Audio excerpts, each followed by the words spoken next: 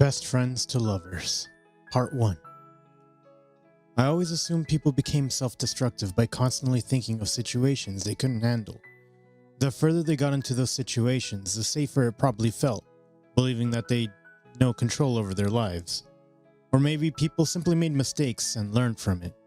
As luck would have it, I was going to go through the same in the upcoming months. As pathetic as it would sound to anyone, I chose a guy that closely resembled the one I actually loved. But was that really a choice? No, not really. Why did I do it? Because I was an idiot. That's why. Aaron had come to me after winning one of his games and asked me, in front of a raging crowd of 19-year-olds, if I would like to be his boyfriend. Otis, my best friend, awkwardly shifted beside me. I didn't know what it meant, but I remembered the slight way he had excused himself after one particular moment, just a few days ago. Angry as I was about it, I couldn't help but accept Aaron's proposal with a small smile.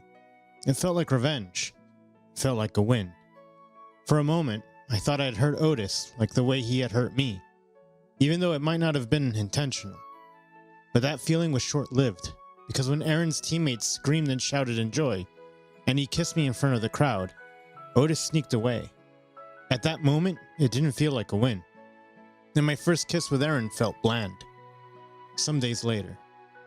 A few days ago, before the very sudden and very public proposal, Otis and I had found ourselves in his grandma's balcony, overlooking the vast skyline, and being amazed at how absolutely gorgeous it was. He'd quoted some classic author, and I'd looked at him in amazement. His retaining power always surprised me. "Didn't you read that like 2 years ago?" I asked, and I pushed back the loose fringes behind my ears. Otis wouldn't shut up about the book and its author. I remembered going through his Wikipedia page to keep up with Otis. "Yep," he answered, and popped the P. "And you still remember? I told you my birthday 17 years ago and you still remember." I rolled my eyes, a little baffled by his train of thought. That was a ridiculous comparison. "Yeah, I remember that because your birthday comes every year. And so do the stars and the nights," he answered, sagely. I laughed, and then he joined me. He was so silly. No wonder I developed a strange kind of fondness for him over the years. So much had happened since our high school, and now we were in the same uni. And still, nothing had changed between us. Well, except for one thing. That one strange emotion that almost always created troubles for me whenever I was around him. And it was because of that when I leaned in close to him, he looked at me with silent curiosity. But love was a strange emotion, and I moved long before I could gather what I was doing. Otis acted as if he didn't know what was coming, and perhaps he didn't, because when our lips touched for the first time, he looked surprised. Not disgusted or upset, no, he looked surprised. Just when I thought it meant something good, he pulled back and coughed a little, and said he would go and bring some more snacks. I was hurt, but embarrassed. I told him I'd rather sleep, and it was a little awkward between us for some days. Then the public proposal happened, and we were here. Aaron seemed like the kind of boyfriend. His habits were boyish and rowdy, but he was tolerable. He was handsome and his behavior was typical of footballers. We didn't really meet each other a lot, given our different classes and schedules, but whenever we did, Otis did his best to ignore him. It would have been nice if it was for jealousy, but I'd known Otis for many years, and I knew what it was even before he told me. "I don't like him very much," he began, and rubbed his hands to distract himself from whatever he was running away from this time. "He is fake." "Oh," I replied. The general consensus about Aaron was nice. Though he was rude at times, people still loved him for the sake of loving a popular uni footballer. After all, what if Aaron turned up to be the next hotshot player? Everyone wanted to be a part of that lore, but I'd heard whispers around the campus, too, and they were perfectly lined with whatever Otis was emphasizing. "What do you mean, fake?" "He's putting up an act," Otis replied carefully. "It's annoying no one's acknowledging it. He's a good player, all right. But come on, what else does he have? He sucks at studies, he's barely making it out alive, and he's insanely rude to everyone outside his team. And before you deny it, even you. I've seen him being rude to you. I would have defended him, but I didn't have a reason to. 2 days ago, after one of his practices, he'd come to talk to me after one of my lectures. He was curious why I hadn't attended his practice. I was his boyfriend, and it only looked good if two popular students around the campus met each other. It was romantic, he said. I told him I wasn't going to miss my classes for him. He got upset and started a hissy fit. Except for Otis. There were a few students around us. To make sure it did not ruin his reputation, he then violently sighed and kissed me without asking if he could. Otis had witnessed it all and clearly did not have anything nice to say about him. All people put an act, I said. And not all of them have anger issues, Otis replied. He needs help. Right. If it was in my hands, I would have kicked him out of uni. He still has the potential. Maybe he'll be good. Let me guess, are you gonna fix him? He snorted. A cigarette in his hand would have looked really nice. He had that kind of handsomeness. Though his words were a little mean, I didn't take any offense. Otis and I had spent years insulting and laughing over people who believed they could fix someone.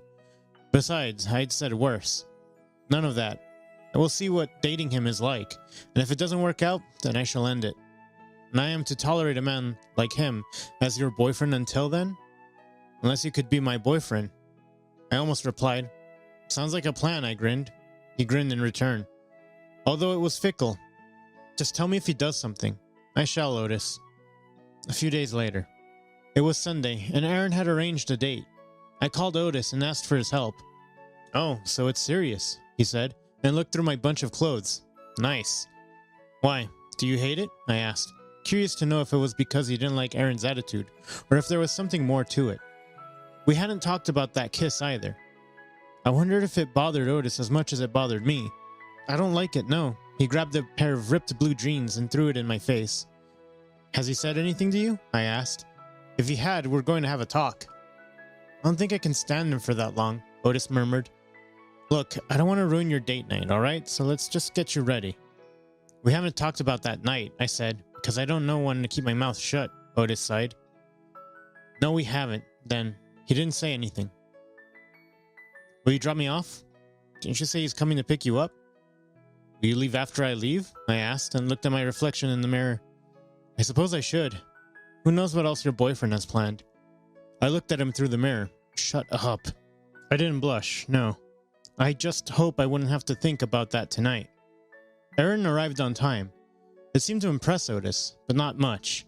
He said it made sense that a footballer kept track of his time. When I stepped out, Otis came crawling after me. Aaron looked handsome, like the kind of handsome I was sure the other students were willing to pay for. But despite being distracted by his handsomeness, I didn't miss the look he gave Otis. Otis locked the door behind me and gave Aaron a nod. The air was so stiff I was sure it would only get more awkward, more from here. Hey, you look nice, Aaron said and rubbed a hand over my neck. He looked over at Otis and said a small, hey. Otis didn't bother with a reply. Otis shoved his hands in his pockets. I will leave then. Have a good time, Nolan. I tried to smile. I really did. Thanks. 20 minutes later. He drove us to a drive-in theater. 20 minutes after sitting with him in his car, we were here to watch a horror movie. I was sure I was going to have a great time. A horror movie, I said as Aaron adjusted everything as per needs. I thought you'd love it, he said and gave a little handsome laugh. I'm sure I would, I answered and rolled my eyes. Don't worry, he said, and sat beside me. If you get scared, you can hold me. At least now I know the motive behind his date idea. Oops, my bad. He was sitting close to me, and I could feel his body heat. And although my mind preferred someone else's at this moment, I was glad Aaron was with me. He seemed like the kind of presence that helped me protect from the fickle disappointment I'd experienced from the hands of my closest friend. I brought some snacks for us, I announced, and gave him the bag. I brought much more, he replied and wiggled his eyebrows. Besides, there's a local cafe here. If it's open by the time we leave, we can go and have something. I nodded. He smiled and looked at the screen. I was still looking at him. There was a time when I used to hear about him only in rumors and gossip.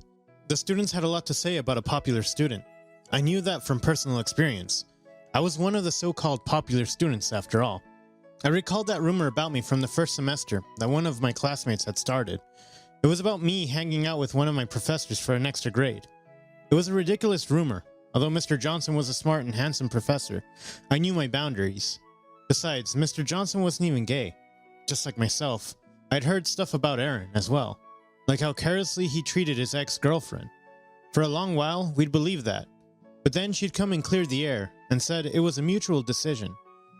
We still didn't know much about the problem in their relationship, but apparently that was enough for the students to return to worship Aaron. That was the nature of rumors in uni. It started and it ended. And sitting beside me was the same guy that I'd sworn I'd never even talked to. Partially, that was because of his ex-girlfriend. But here we were. "You're here to watch the movie, sweetheart, not me," Aaron said suddenly. "Sorry," I whispered, and turned to look at the screen. When Aaron chuckled inside, I blushed a deep shade of red. I would have to take care of my surroundings from now on. Staring at a person for an unnecessarily long time was considered rude for a reason. Thankfully, the rest of the evening passed on without a hitch. The next day, "So how was your date?"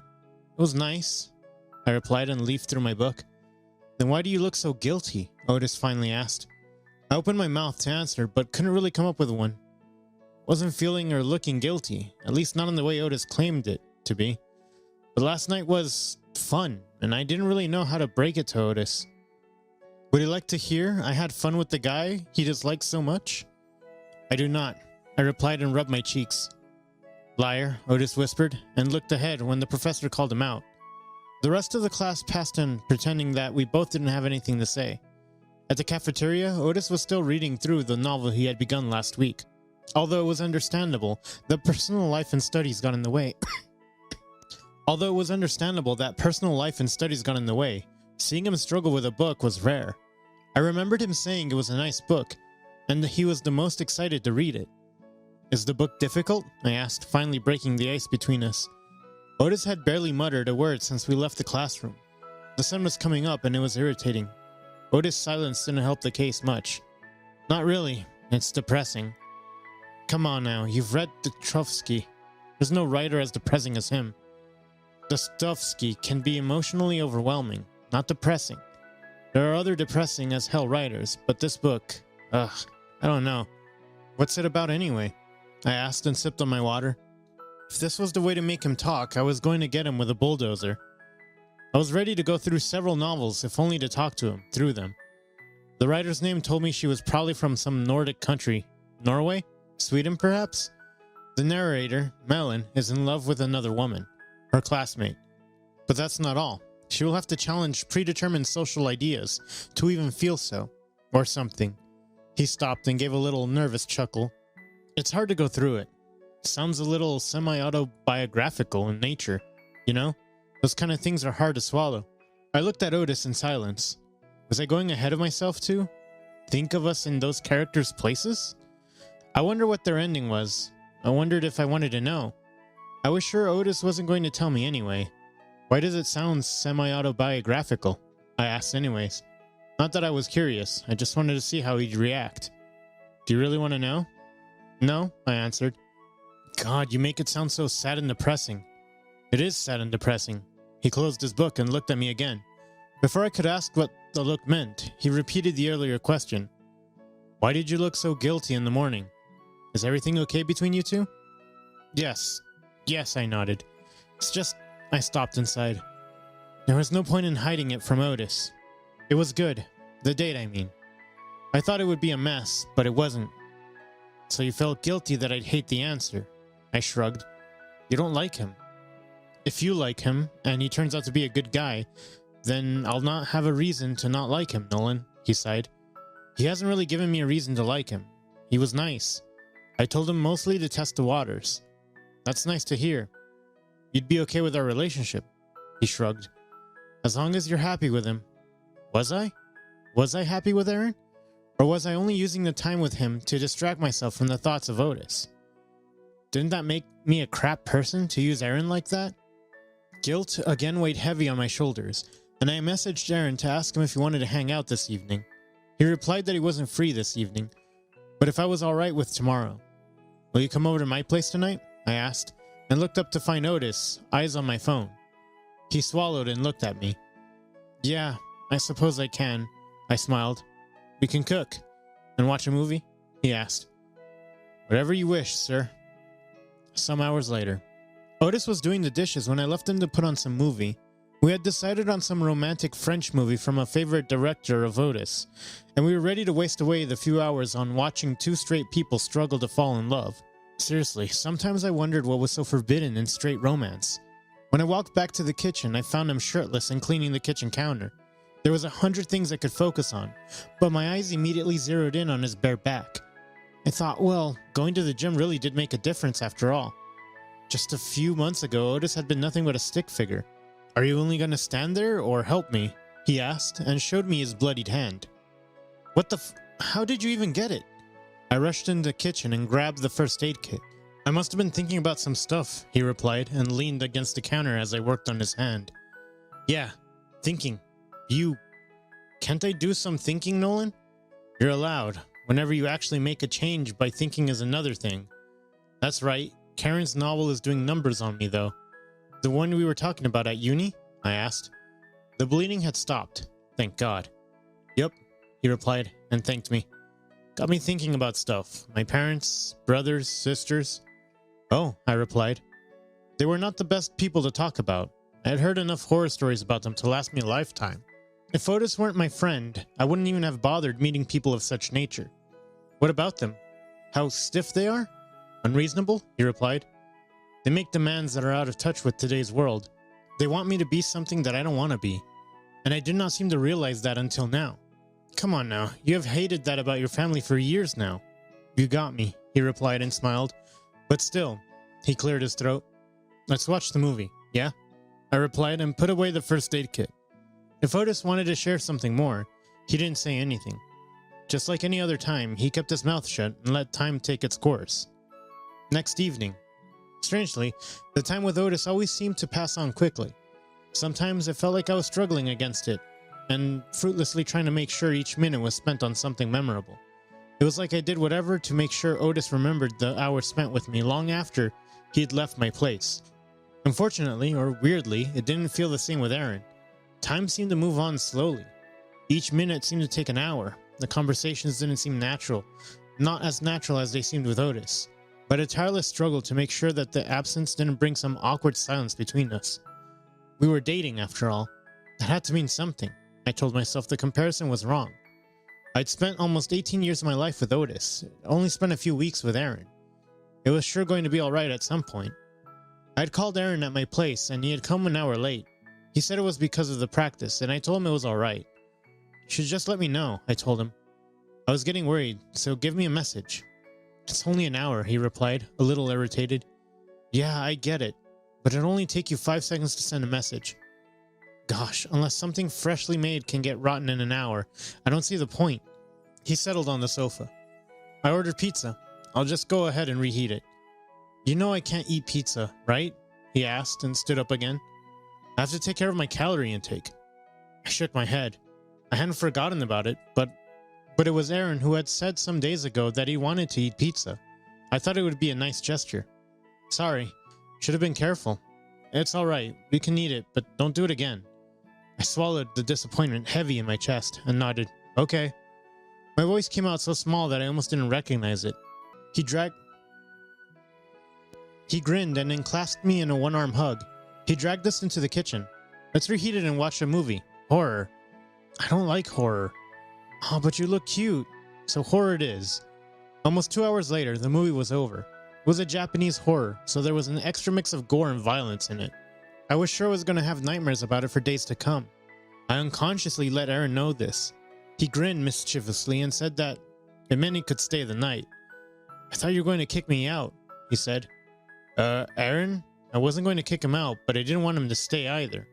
Not really." "I haven't planned anything." "I have, though," he replied, and pulled out a plastic bag. "Aaron," I said, somewhat freaked out and somewhat upset at his assumption. "I haven't really thought much about this." I had, but not really with him. Sure, Aaron was an insanely handsome guy, and that served as a distraction more than once, but I hadn't given anything but kissing some thoughts. But he shook his head and asked if it was not rude acting like a child when I was 18. I was an adult, he said. He was 18 too, so when he kissed me, I didn't really do much to stop him. He kept repeating, "If I can do it, then so can you." And well, he was my boyfriend, so what was the problem? The next morning, I thought it wasn't that bad after all. I might not have been ready in the beginning, but it wasn't a bad experience. Not really. Aaron was still sleeping soundly when I got off the bed and into my bathroom. I brushed my teeth and took a shower. I checked my phone and found several messages from Otis. He was asking if I was alright or if I had eaten. The recent one asked, "How was the night?" It was meant as a teasing between best friends, but the question strangely irritated me. Why should he care for that anyways? He didn't like it when I had kissed him. He didn't even said anything about it. I decided not to reply and cooked us breakfast. If Aaron was going to be the reason I finally got over Otis, then it would be. I was sick and tired of all this second guessing and what did Otis mean by that? Did he mean this or did he mean that? It was mentally exhausting and sometimes I felt physically exhausted. If Otis could avoid talking about that night like a champion, I could avoid sharing private moments between Aaron and me with him too. It should be simple, no? But then suddenly felt Aaron's presence on my back and I instantly wanted to share it all with someone. Was it good? Was it bad? I wanted someone to hear me out. It was strange. I could only think of one name, Otis. "Morning, Nolan," Aaron whispered and kissed my head. "Morning," I replied and folded an omelet on the pan. "Omelet?" he asked and then hummed in approval. "I like it. I'm glad," I replied stiffly. "Are you upset about something?" he asked and hugged me tighter. "Did I do something wrong? Was last night bad?" "No, it wasn't. I'm just tired, I guess. I have to leave for class in an hour." "Oh, you can miss it." "I cannot," I said. "I'm gonna flunk the paper. The attendance is bad." "Come on, don't lie," he said, his words now muffled in my shoulder. "You're a perfect student for a reason. You get like perfect grades. Have perfect attendance. Everyone knows that. Then you know I can't miss it." The omelet was burning, but I couldn't care less. Aaron was getting on my nerves, and I wasn't even sure why. And I've made no plans with Otis about it, so he'll be waiting for me at the bus stop. "Otis," Aaron muttered grimly and pulled away from me. "What's your deal with that guy anyway?" My hands were shaking when I flipped the omelet. Its burning smell seemed to settle between Aaron and me. I was tense, and I had zero idea why. He's my best friend. He's been my best friend for... Yeah, I get that.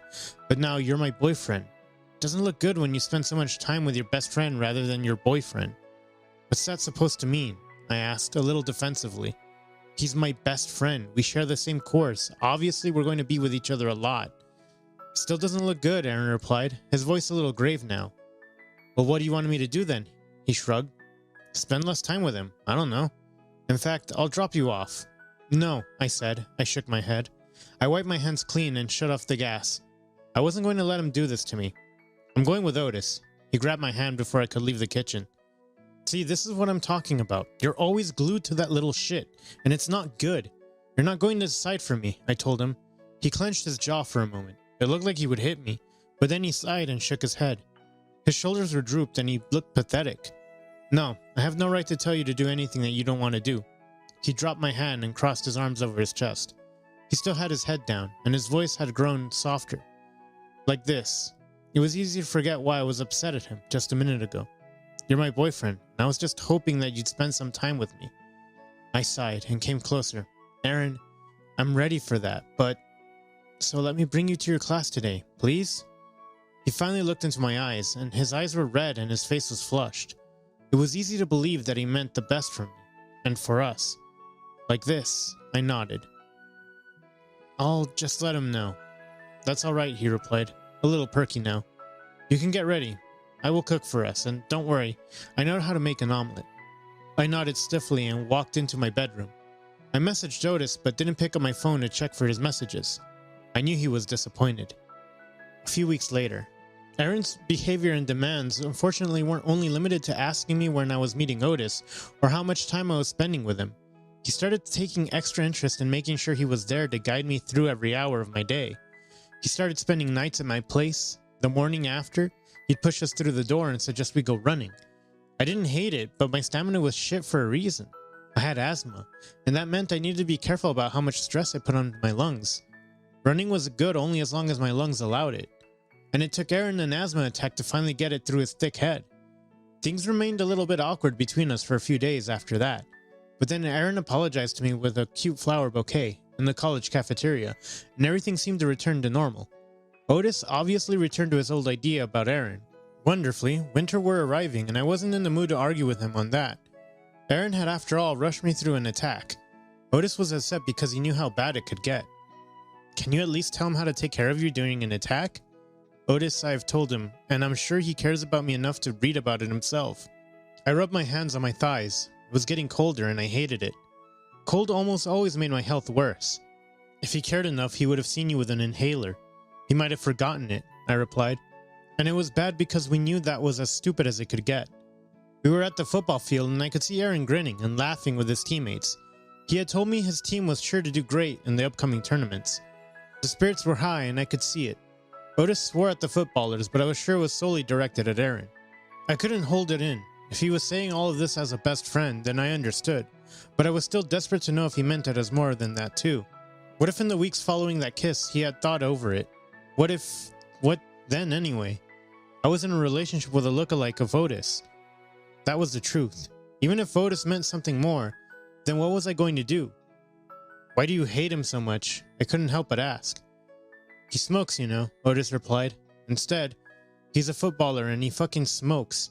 You've got asthma and he smokes. Wonderful. He sounded sarcastic and mean. And it seems like you like him, which, okay, wonderful. You deserve love, you know. And you deserve love from the best and not from an asshole like him. And you have stopped spending time with me. Whoa, I couldn't help but say. You think I didn't notice, Nolan? Otis turned to me, and it looked like he was struggling, and I had never seen him so hurt. In the past few weeks, it was like so much has changed. You always say you're busy, and then I asked you what you're busy with, and 2 hours later you reply with Aaron. Then I asked, what are you guys doing? And you send me a picture of the football field. I asked, what does that mean? And you reply with, you're at the football field watching your boyfriend practice. I'm sorry, when was the last time you attended your calculus lecture? You know, the professor is pissed. You haven't even submitted your assignment, he sighed, and turned away when he heard the football rushing out of the field. He's changing you, he finally said. It's like watching you change and not knowing if you're even seeing it. If you even know it. At first I was worried about losing my best friend, but now I'm worried about you. You're upset, I murmured, because apparently I'd gathered only that much. Of course I'm upset, Nolan. You're with a guy who doesn't give a shit about your health, and you're slipping away from my life. That too. Why are you even with him? I'm sorry, I said. Before Otis could reply, Aaron came rushing in and gave me a bear-crushing hug. I told him I still had a cold, so the hugs needed to be a little tender on my chest. His teammates giggled a little behind him, and one of them agreed with me. Okay, whatever, he replied and rolled his eyes. He gave a nod to Otis and started dragging me out of there. I told you not to come here with him, he hissed into my ear. Then, he still had a smile on his face, but I knew it was fake. My friends think it's funny when he's here. Between you and me. He's not between us. He's my best friend. Well, he clicked his tongue. That's not what all of them think. Why should I care what others think? I asked, and freed my hand from him. It needed effort, so the movement was easily obvious to anyone who was watching. An awkward silence seemed to fill the hallway. I wanted others to leave, but they remained right behind Aaron, their best team member. I don't care what they think. I have thought that enough, and it's ridiculous. Well, we can talk later. No, we're not, I replied, angry now. This has to happen now. No, Aaron replied angrily. Shut up and let's talk in private. You insult me in front of everyone every other day, and now you've got a problem with talking with me in front of your team? Why the double standards, Aaron? I'm not your spouse. Stop commanding me. Aaron came closer and hovered over me. The height advantage he had over me seemed intimidating, and not for the first time. Why the sudden change in attitude, huh?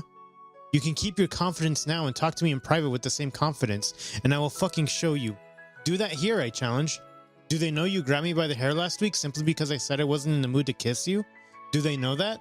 Until now I couldn't see Otis, but now I saw him moving through my peripheral vision. He was there, ready to come between Aaron and me at the first signal. I was so glad to have him here with me. I'm breaking up with you, I told Aaron. You're childish, you're stupid, and mean. I cannot spend another day as your boyfriend. You cannot do that. Only I can do that, he said. I have broken up with you, loser, I emphasized. This is the end. Nolan, I swear to God, he raised his hand, but before he could move it even an inch, Otis was there between us. Just like I had thought. The hallway had grown weirdly silent, and I was pretty sure Aaron had lost at least some respect. There were tears on my face, and I didn't realize that until I walked away from there and heard Otis running after me. He sounded distressed, and that I assumed to be the best reaction. I looked distressed, and he always resonated with my emotions. Nolan, he said, and grabbed my arm to pull me in a hug. It's all right. I struggled a little at first, but then I hugged him in return. I held onto him tightly. I didn't realize I had wanted to cry this much until now. The tears were flowing freely. It was surprising I had held myself back until now. You were so brave back there, Nolan. I'm so proud of you. Oh God, I hate him so much. Hey, it's all right. You can show me your face. I shook my head, but when he pulled back to see my face, I didn't fight it. He grabbed his napkin and wiped my tears from my face. Your face is so warm. Don't cry anymore. Your chest will hurt. It was already hurting. Already hurts. Yeah? Why don't you drink some water? He grabbed his bottle from the bag and helped me drink some. I was still sniffing, but the tears had somewhat stopped. Thank you. It's all right. I'm here. He rubbed my head. I shouldn't have said yes to him, I finally said. It's okay. You didn't know any better. You asked me why I chose him. Why him of all people? And Otis? It's not your fault, but for you. I'm sorry, what? I wouldn't have accepted it if not for... I stopped and looked at him. If not for, he asked curiously. I swallowed. It's not your mistake. Otis looked confused, and that was coming. I probably made little sense to him. Nolan, he said softly. What's up? Did he know the answer? Did he know the answer and yet he wanted me to say it? I wouldn't have said yes if not for you. There it was. Now what? I had left him perfectly well. But now that I had finally returned to him after weeks, I was most definitely not the same. So now what? Well, at least now was the right time to talk about that night. Best Friends to Lovers, Part 2. Well, I had said what I had, and there was no going back. But I was also aware of Otis's nature, and I knew he carried guilt with him, like a lifeline. I'd already let words out of my mouth, and I didn't want to hurt him more than I had already done. It's not your mistake, obviously. It's mine, I thought. Well, this is the best way to cope with the disappointment. From the first moment I knew it wouldn't work. But still, I wanted to make it work because I didn't want to ruin our friendship. He let out a small sigh before he tentatively pushed a fringe out of my face. Talking to me wouldn't have ruined our friendship, Nolan, Otis said, and then slowly again, tentatively, leaned against the wall for support. He was sighing every now and then, and I could imagine the immense weight on his shoulders. Was he upset at me? Disappointed at me?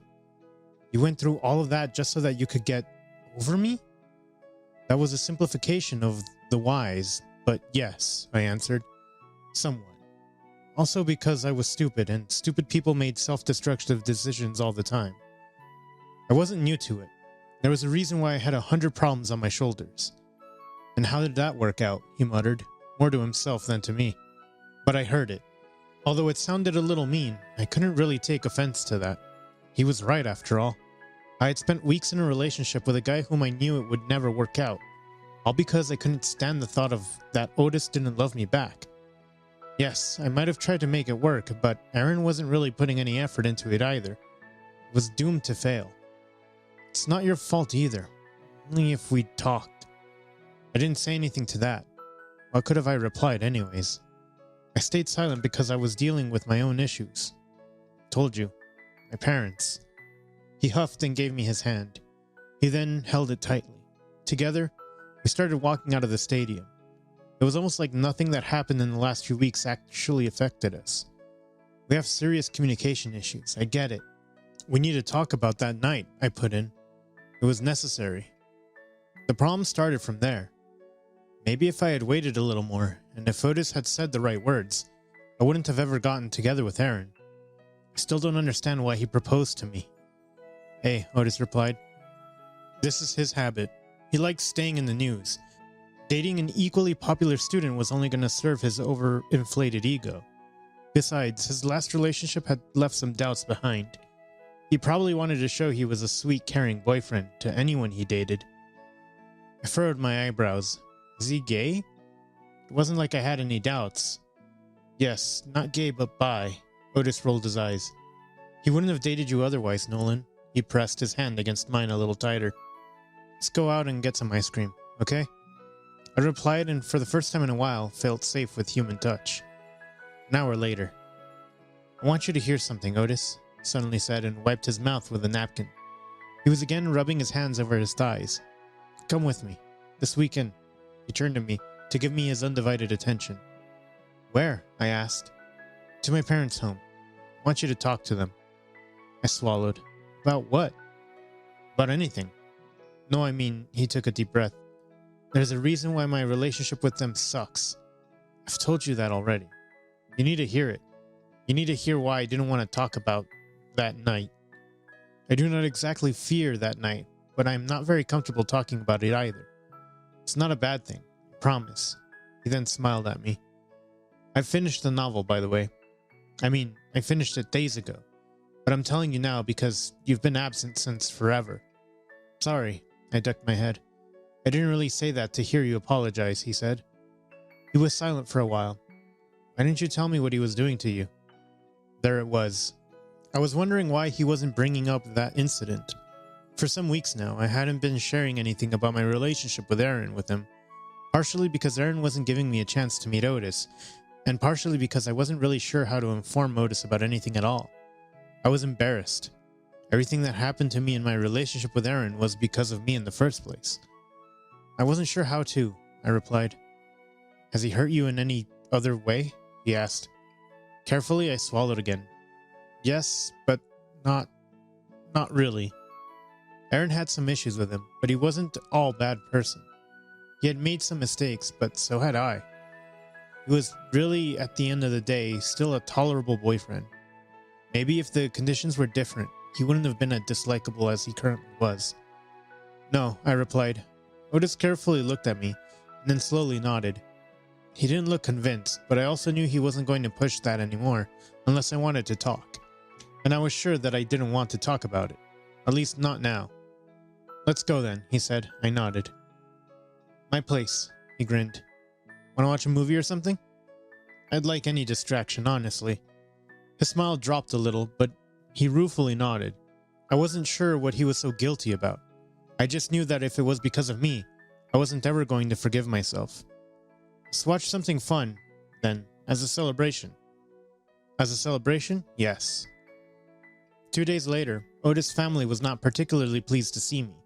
Even so, when Otis walked into the room and dragged me along, they didn't protest.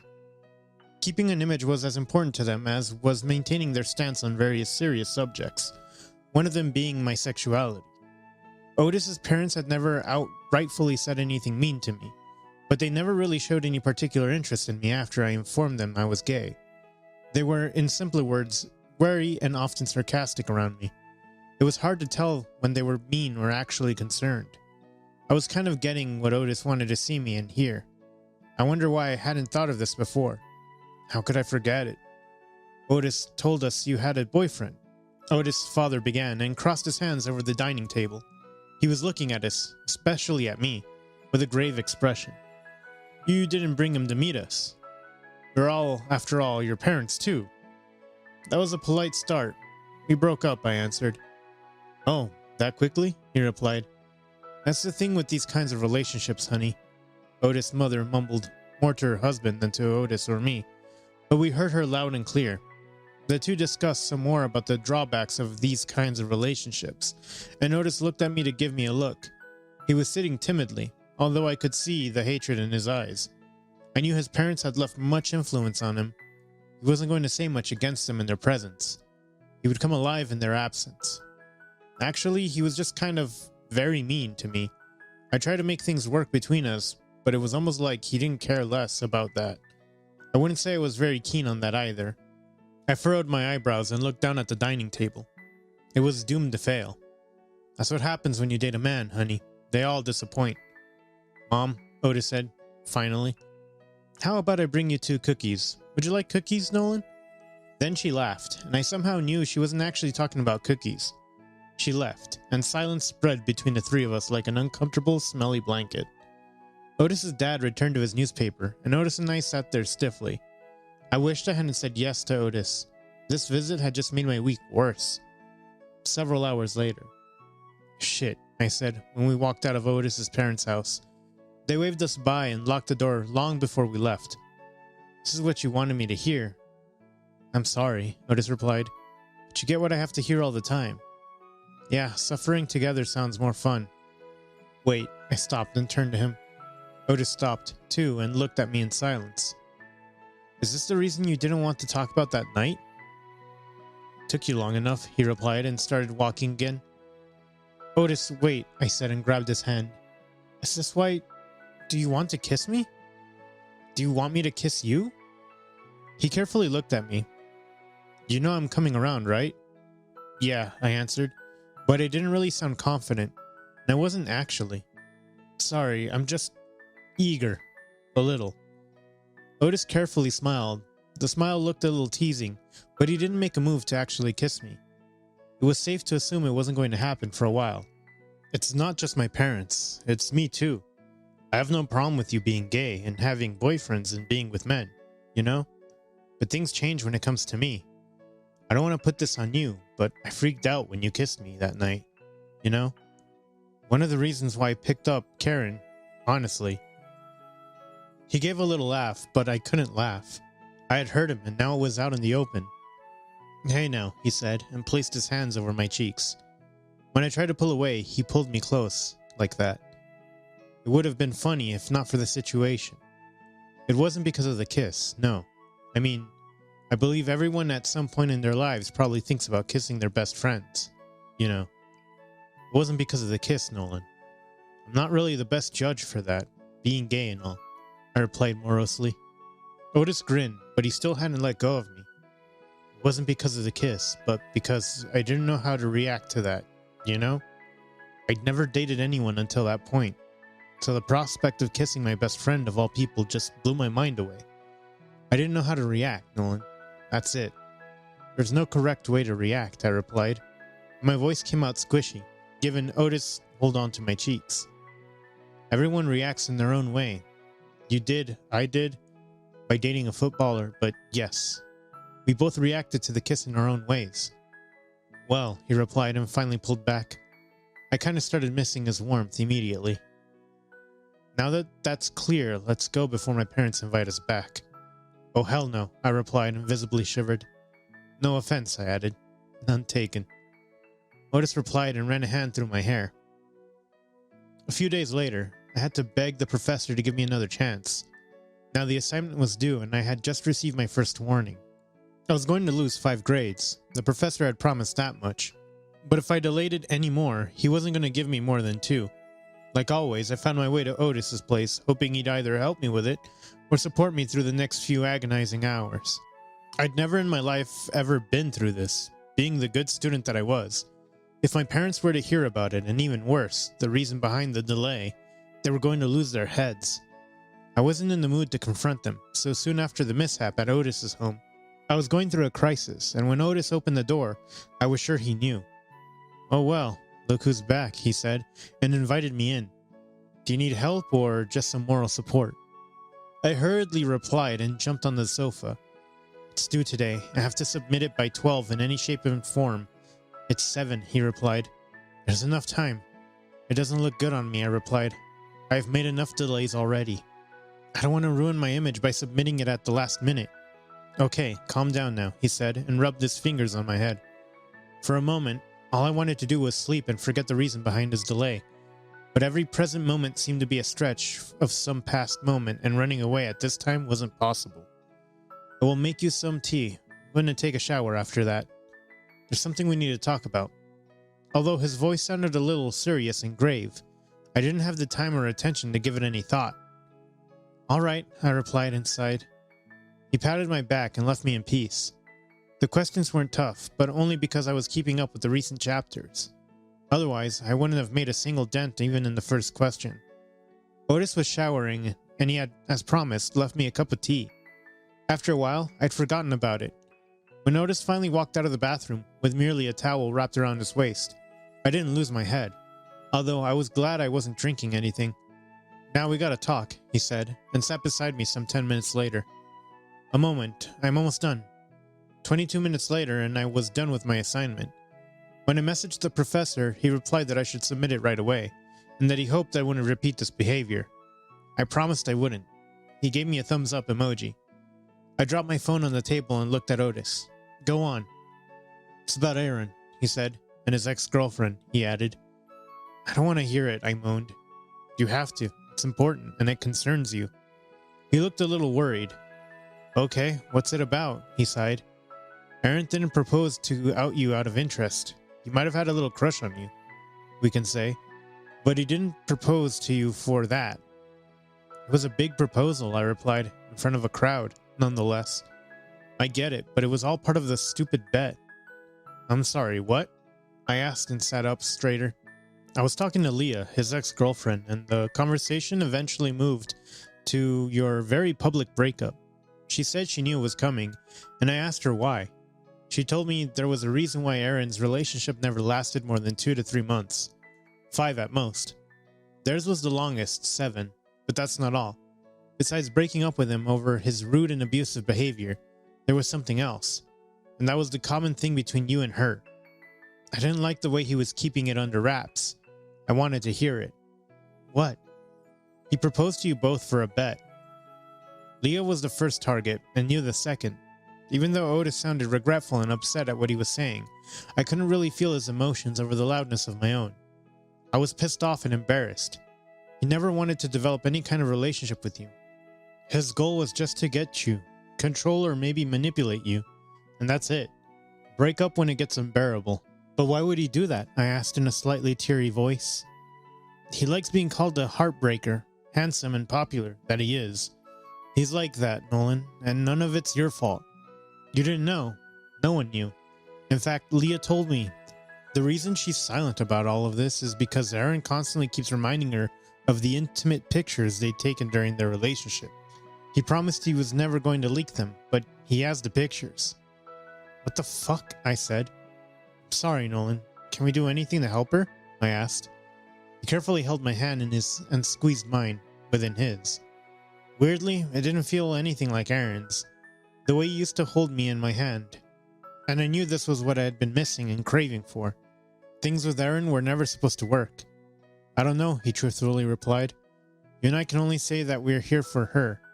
But if she doesn't want to, she will not.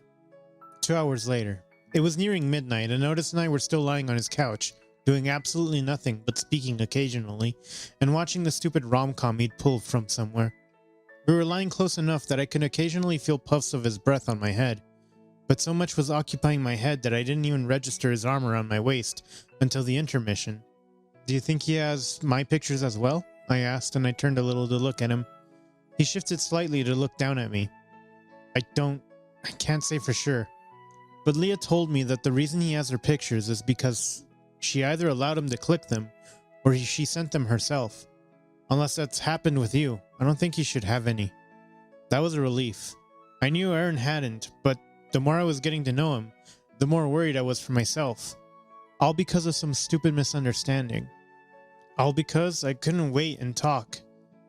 And I couldn't remove myself from that relationship. A lot of wrongs happened in my relationship with Aaron, and I had enough chances to pull back. But I was stupid.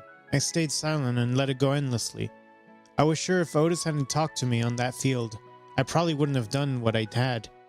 I leaned against Otis some more, and he hugged me in return. Sometimes it felt like neither of us needed to say anything.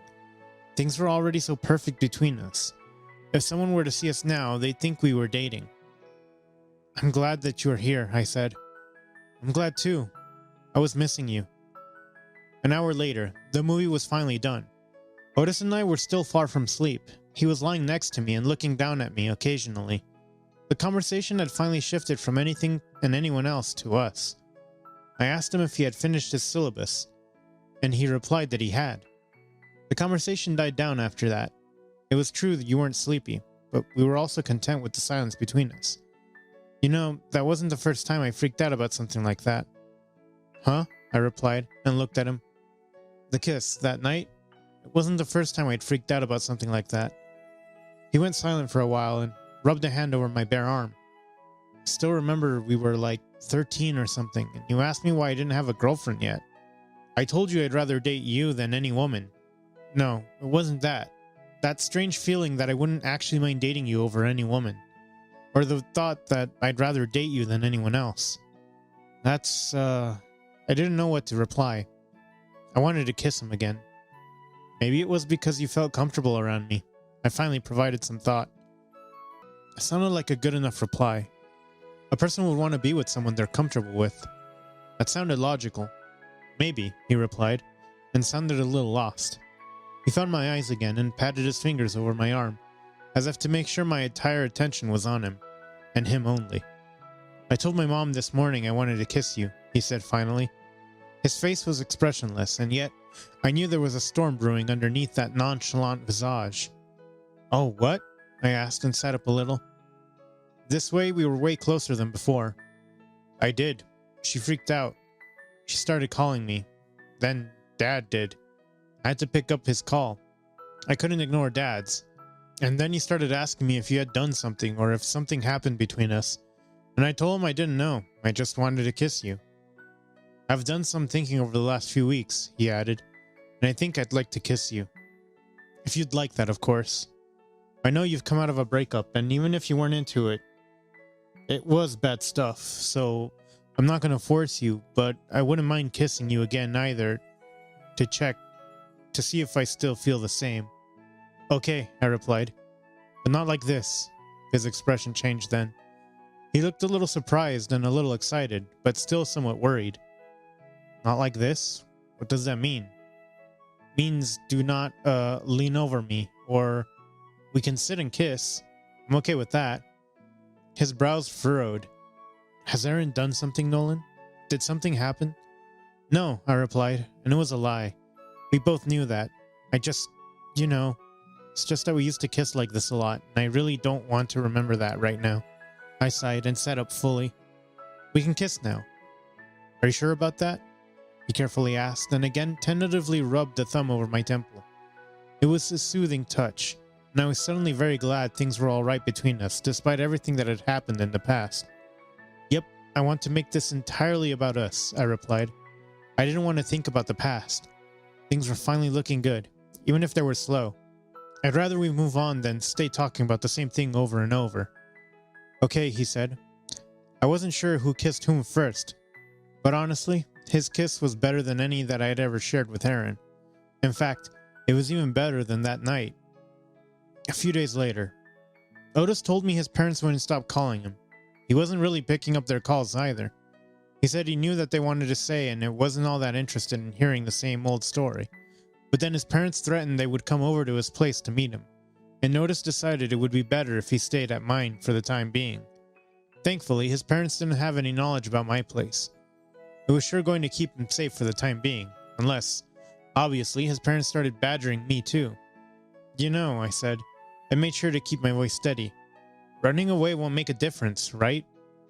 I'm not running away, he replied, and sat down on the sofa to choose a new novel. I'm going to confront them when the time comes. Right now, I know they wouldn't even bother listening to me, so it'd be useless. I looked at his phone. Your phone's ringing. I know, I'm not picking it up. At least put it on silent, I replied. He picked one novel and then came crawling to me on the bed. The football team's going to have a match tomorrow. Will you come? It's a practice match, but the whole uni is going to be there. I couldn't care less, I replied. I have no reason to. Aaron's been kicked out of the team, he added. What? He shrugged. Well, not exactly kicked out, but he's going to sit this one out. Maybe if more things remain the same. Is it because of Leah? Yes, he replied. Apparently, she sent the coach an anonymous complaint about Aaron and his behavior. Also the pictures, and now they're looking into it. They're not risking letting Aaron in case someone spreads it around. It'd be very bad then. That's awesome, I replied. And he said, my eyes looked bright and alive. So would you come? Of course I will, I replied, and he gave me a little kiss. If he tries anything, of course I will break his jaw. I gave him a small smile. The tension from the past seemed to dissipate a little after that. I know you will, I replied and leaned against him. The next day, Otis and I wouldn't really have looked different to anyone if not for our joined hands. That was the single thing besides the little kiss that he often sneaked on my cheek. That we weren't just best friends anymore. Things had warmed between us, and for the better. Thankfully, none of our mutual friends or classmates asked about it. It had only been some time since my breakup with Aaron. After all, this must have looked suspicious to anyone. Despite it being a practice match, there was a crowd in the stadium. I could barely imagine what it would be like during an actual match. Otis and I were late, so the match was already in motion. I was nervous, but Otis's hold around me kept me grounded. I knew Aaron wasn't playing, but I still hoped things would keep us busy enough so that we didn't have to see or meet each other. I wasn't sure what I was going to do then. Otis and I found 2 empty seats and watched the match unfold. Half an hour into the match, Otis was looking at me in amazement. What? I said and giggled a little. What do you mean? You don't understand the game? Otis barked out a laugh. But thanks to the crowd, I was drowned in their screaming right away.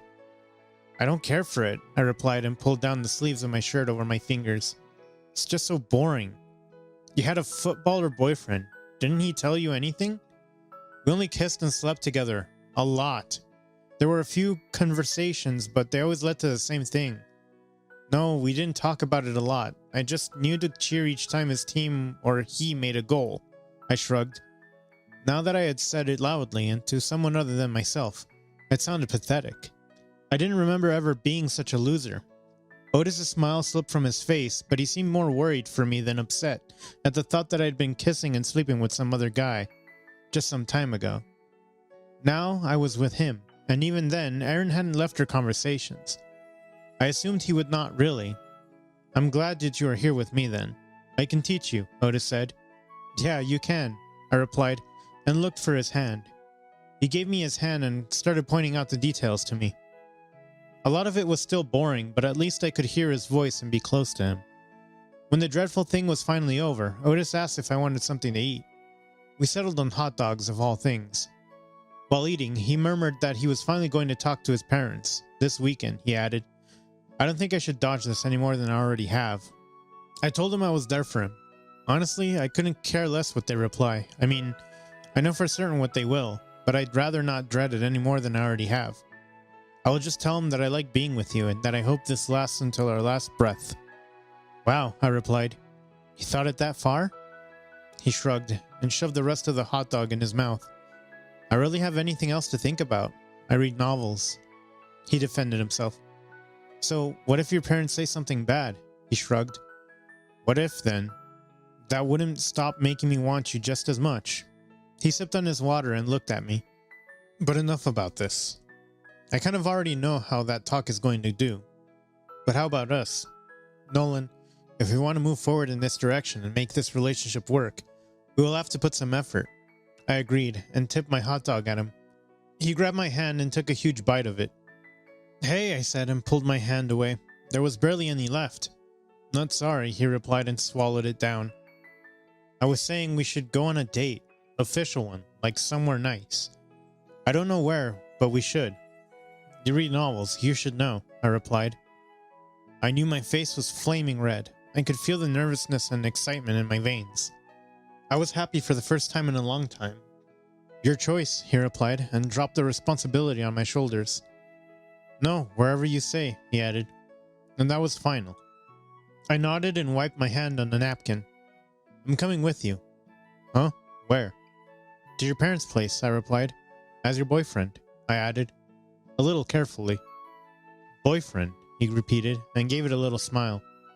I like how that sounds. I know, bestie. And we giggled together.